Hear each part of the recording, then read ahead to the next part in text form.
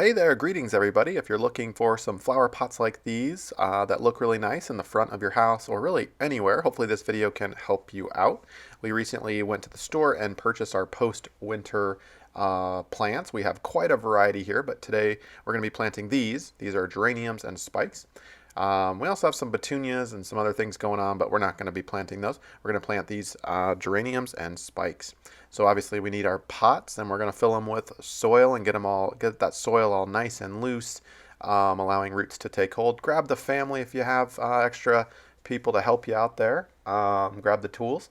And little tip here, we bought these geraniums and the spikes you can see as one unit. It's a little cheaper than buying them separately and individually at the store. So a little tip there for you.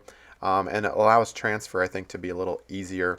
You saw how we just kind of picked it up and put it in the pot. Obviously, you want to take some soil and just kind of pat around there, get it a little wet, fill that pot completely with nice healthy soil for your plants. And this is the end result. I think it looks pretty nice. We also added some sweet potato vine.